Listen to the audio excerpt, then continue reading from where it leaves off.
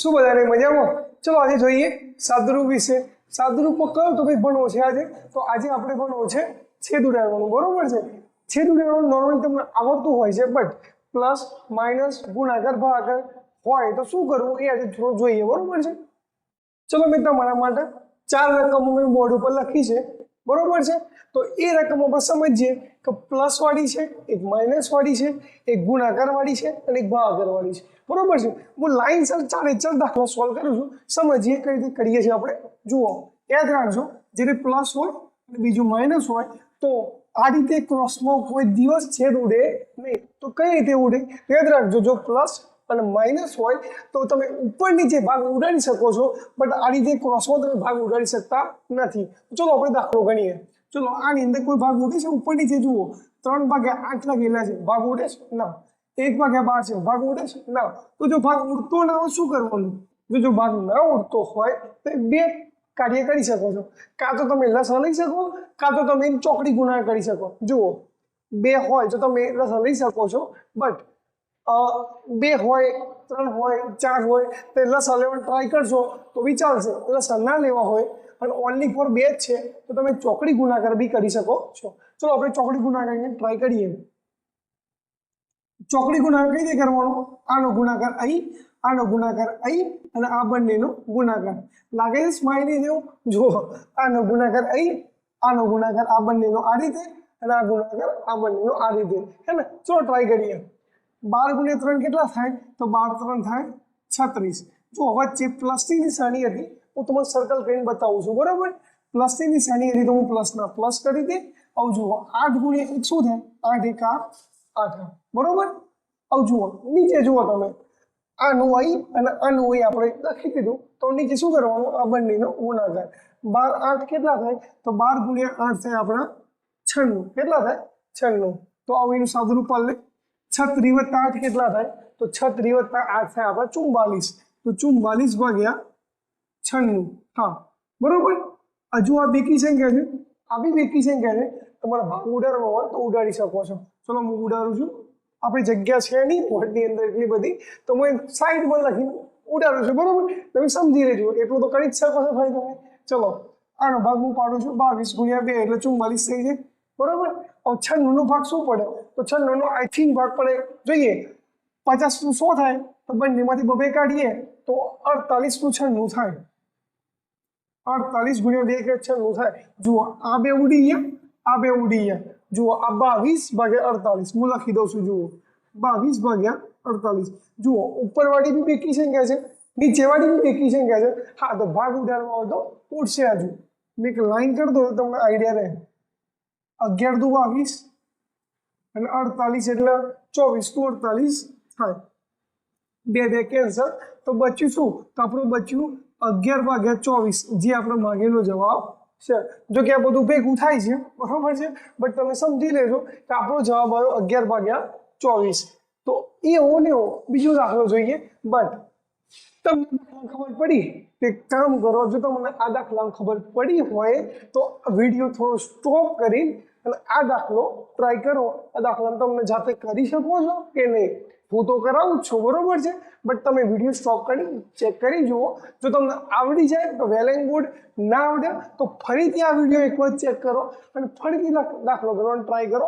હું તો ગણું છું, બરાબર? તો પછી શાંતિ જોઈ લો. ચલો આ દાખલો એક વાર પેલા ગણી લો, જે બી જવાબ આવે પછી આ દાખલો જોઈ લો. ચલો આની અંદર બી શું કરીએ? ચોકડી ગુણાકાર કરી દઈએ બેટા આપણે. 4 × 5 કેટલા થાય? તો 5 × 4 = 20. વચ્ચે માઇનસ છે તો માઇનસ. 6 × 3 શું થાય? 18. 6 × 4 શું થાય? 6 × 4 = 24. મેં શું કર્યું? ફરીથી કહું છું, ચોકડી ગુણાકાર કર્યો, આનો ગુણાકાર આના જોડે, આનો આના જોડે અને આ બંનેનો એકબીજા જોડે. મેં પહેલા આની અંદર બી કીધું સ્માઈલી જેવું થઈ જાય, બરોબર છે? ચલો 20 માંથી 18 જાય તો કેટલા બચે? 20 માંથી 18 જાય તો આપણા 2 બચે. 2/24. જુઓ, ઉપરવાળી બી બેકી સંખ્યા છે, નીચેવાળી બી બેકી સંખ્યા છે, બરોબર છે? તો ભાગ ઉડાડીએ આપણે. 12 દુ 24. સાહેબ જવાબ શું? ઘણા છોકરા ખાલી 12 લખી દેશે. પણ તમે એવું કરતા નહીં. હું ઘણા છોકરા જોયેલા છે કે જે ખાલી 12 લખીને આવી જાય છે, પણ યાદ રાખજો ઉપર કંઈ ના બચ્યા એટલે એક તો આપણો બચતો જ હોય, બરોબર. તો જવાબ આપણો થાય 1/12, જે આપણો માંગેલો જવાબ છે. બીજું એક વાત તો હું તમને કહેવાની ભૂલી ગયો, જે મહત્વની હતી, ઘડિયા કેટલા સુધી આવડે છે? ભાગ ઉડાડવાની અંદર, છેદ ઉડાડવાની અંદર ઘડિયા બહુ ઇમ્પોર્ટન્ટ છે. જો તમને ઘડિયા નહીં આવડે ને ભાઈ તો તકલીફ બહુ પડશે. એટલે મિનિમમ 1 થી લઈને 15 સુધી તો નોર્મલી કરી જ નાખજો ભાઈ. અને બહુ સારું તમે 1 થી 20 આવડતા હોય તો, ઘણા છોકરો નોર્મલી 25 સુધી આવડતા હોય છે, બટ આપણે એટલી બધી કંઈ જરૂર નથી. પણ 1 થી લઈને 15 અથવા તો 20 નોર્મલી એટલું તો ભાઈ કરી જ નાખજો. ધંધે લાગી જશો બધા, યાદ રાખજો. ચલો જોઈએ. કેલ્ક્યુલેટર ઓનલી ફોર કોમર્સ વાળા ને સાયન્સ વાળા જ વાપરવા મળે છે. 8, 9, 10 વાળા વાપરવા નહીં મળતું, બરોબર. તો તમે થોડું ધ્યાન રાખજો. હું આ તૂટેલી ફૂટેલી એક લાઈન કરી દઉં, તમને ખબર પડે ને એટલા માટે કે દાખલો કયો છે, નકર ડખો થઈ જાય, બધું ભેગું થઈ જાય. યાર ખબર પડે છે ને. ચલો હા, ચાલુ કરીએ ત્યારે આપણે. જો આ ગુણાકાર આવે, ફરીથી એક વાર યાદ કરાવું, પ્લસ અને માઇનસ હોય તો ક્રોસની અંદર ઉડી શકે નહીં, પણ ગુણાકાર હોય તો હા, ગુણાકાર હોય તો તમે આ રીતે ઉડાડી શકો છો. સાહેબ આની અંદર ક્રોસમાં ઉડે છે ના, આપણે એવી રકમ લખીએ કે આજુબાજુ ક્રોસમાં ઉડાડી શકતા હોય. ચલો બદલી નાખીએ રકમને.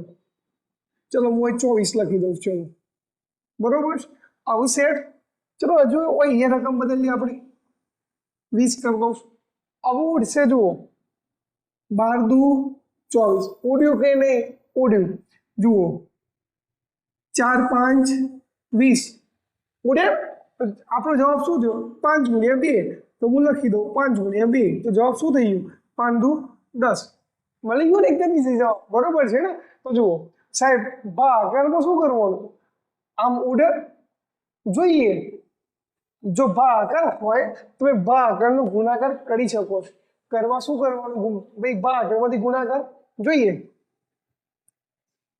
જ્યારે ભાગાકાર આપેલા હોય ત્યારે તમે ભાગાકારમાંથી ગુણાકાર કરવા માટે આ જે છેદ છે એને ઉપર લઈ જાઓ અને જે અંશ છે એ નીચે લાવી દો. તો તમે ભાગાકારની જગ્યાએ શું લખી શકશો? ગુણાકાર લખી શકશો. ચલો હું લખીને તમને બતાવું. 13/15 આ જુઓ, આગળનું સ્ટેપ તો આપણે એમને એમ લખી દેવાનું, પણ જો ભાગાકારમાંથી ગુણાકારમાં લઈ જવો હોય તો શું કરવાનું? જે આપણો અંશ છે, સોરી છેદ છે, એને અંશમાં લઈ જાઓ અને જે આપણો અંશ છે બેટા એને શું કરો? છેદમાં લઈ જાઓ. જો તમે ઉલટાઈ દેશો, આને શું કહેવાય? ઉલટાવું કહેવાય નોર્મલી આપણી ભાષાની અંદર. જો તમે એને ઉલટાઈ દેશો તો તમારા ભાગાકારની જગ્યાએ શું બની જશે? ગુણાકાર બની જશે. ચલો ભાગાકારની જગ્યાએ હું ગુણાકાર લખી દઉં છું. 10 ઉપર લઈ ગયો અને 3 ક્યાં લઈ નીચે. અમારા 6 જેવું થઈ ગયું, પણ ચલો હરખું 0 કરી દો. અમારા હરખું 0 થતું નહીં, તમારા લાડવા જેવું થતું હોય તો મને કહેજો. ભાઈ આપણે તો નહીં થતું. લો મેં આ છેદ હરખો જોઈએ છે ઉડે છે કે નહીં? ઉડાડીએ. જુઓ આ 5, 3, 15, 10 નો છે શું થાય? 5 ગુણ્યા 2 શું થાય? 5 દુ 10. છેદ ઉડાડીએ. જુઓ 5, 5 કેન્સલ. બચ્યું શું? 13 ગુણ્યા 2. અહીં ભાગ ઉડે છે? નથી ઉડતું. ચલો એમને એમ લખી દઈએ 13 ગુણ્યા 2 અને નીચે 3 અને આમાં 3, તો 3, 3, 9 થઈ જાય. 13 દુ 26 અને 3, 3, 9, જે આપણો જવાબ મળી ગયો. ખબર પડી? જુઓ એક આપણે દાખલો પ્લસ વાળો ગણ્યો, એક માઇનસ વાળો ગણ્યો, એક ગુણાકાર વાળો બી ગણી દીધો અને એક ભાગાકાર વાળો બી ગણી દીધો. ભાગાકારમાં યાદ રાખજો, ભાગાકાર હોય અને જો તમારે ગુણાકાર કરવું હોય મિત્ર તો શું કરવાનું? નીચેનું ઉપર લઈ જવાનું, ઉપરનું નીચે લઈ જવાનું. પણ ક્યાં નહીં કરવાનું તમને ખબર છે? ભાગાકારના પાછળનો જે રકમ હોય તમારી, જે બી તમારી સંખ્યા આપી હોય એની અંદર એવું થાય. આગળનામાં એવું થાય નહીં. તો પછી આવડી ગયું કરીને આગળનું ના ફેવરી નાખતા ને તો તું એવું ને એવું જ રહેશે. જવાબ જ ખોટો આવે ભાઈ, બરોબર છે. અને પ્લસ ને માઇનસમાં બી યાદ રાખજો, પ્લસ માઇનસ હોય તો આ રીતે કોઈ દિવસ ક્રોસમાં ઉડે નહીં. સાહેબ ઉપર નીચે ઉડે? હા, ઉપર નીચે તમે ઉડાડી શકો છો, બટ ક્રોસમાં ઉડાડી શકતા નથી. ચલો આવડે દાખલા તમને, બરોબર. હજુ આ બીજા દાખલાની પ્રેક્ટિસ કરજો. તમારા પ્રેક્ટિસ કરવા માટે ડિસ્ક્રિપ્શન બોક્સની અંદર આવી 5-10 રકમો જેટલી મુકાય એટલી તમને મૂકી આપું છું, બરોબર. તો તમે એની પ્રેક્ટિસ કરજો, બરોબર. અને જવાબ આવી જાય એટલે એ જવાબ તમે કોમેન્ટમાં મને નાખજો, તો જવાબ સાચો તમારો હશે તો હું તમને 100% કોમેન્ટનો આન્સર આપીશ, બરોબર છે? આ વિડીયો તમારા બીજા મિત્રોને બી શેર કરજો, કારણ કે તમારા આશા છે તમારા મિત્રો બી આ દાખલા શીખી શકે, બરોબર? ચલો ભાઈ, મળીએ બીજા વિડીયોની અંદર. અને જો આ વિડીયો ગમ્યો હોય તો શેર અને સબસ્ક્રાઈબ તો ભૂલતા જ નહીં, બરોબર છે?